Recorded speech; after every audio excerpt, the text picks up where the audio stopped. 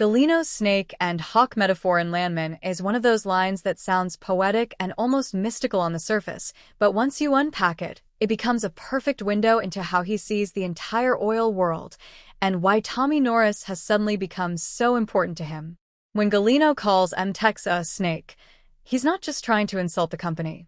He's describing the way big corporate operations move. They're dangerous, sure, but they're also slow, cautious, and grounded.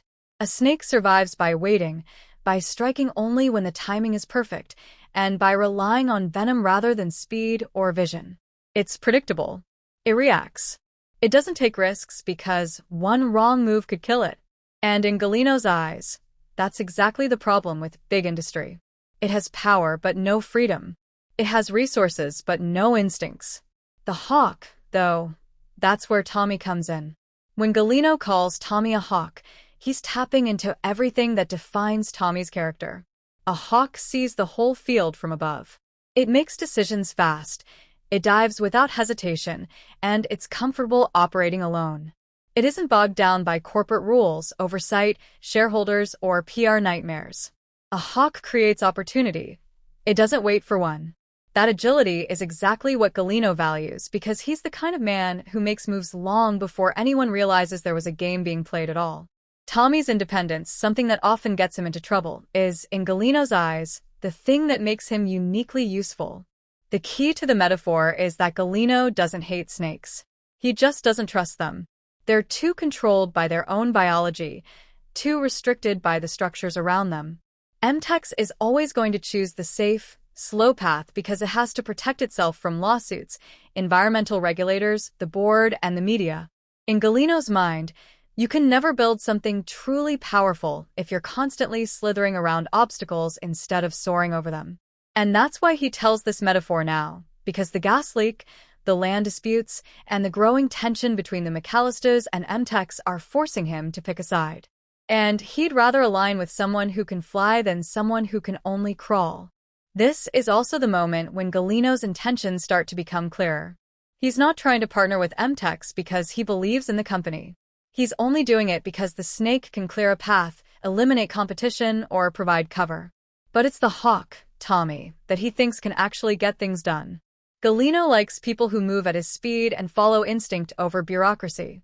The metaphor is his way of telling Tommy, without saying it outright, that he sees him as someone capable of shaping the future of the oil patch, not just reacting to disasters like the gas leak. And that gas leak is actually a huge part of why Gallino delivers the metaphor when he does. Snakes, the M-Tex executives, are panicking behind closed doors, calculating liability, trying to figure out how to contain the damage without making things worse. But Tommy? He's in the dirt, hands-on, solving problems in real time. Gallino sees that difference and decides this is the moment to make his pitch. He's basically saying, I'm choosing you because you move like I move. The metaphor also works on a deeper emotional level. Tommy doesn't see himself as a hawk. He sees himself as someone who's always one step behind, always trying to fix things he broke, always chasing the approval of people who have more control than he does. But Gallino flips that.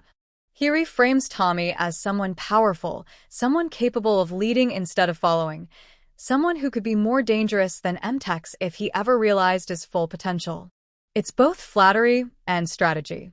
And that's what makes the scene so intriguing and so dangerous. Gallino's metaphors are never just metaphors. They're recruitment tools. They're warnings. They're little glimpses into the power plays happening behind the scenes. By calling Tommy a hawk, Gallino is not only acknowledging his potential, but also positioning himself as the one person who understands it. It's an invitation to step away from M-Tex and into Gallino's world, where risks are constant, rewards are massive, and loyalty is only valued until the next opportunity arrives. So when Gallino says the snake and the hawk both hunt, but only one can truly dominate, he's telling us the future. He's betting on Tommy, not the corporation. And whether Tommy realizes it or not, that metaphor isn't just philosophy. It's a warning that the next moves in Landman are going to be fast, sharp, and driven by instinct, and Tommy is now right at the center of the sky.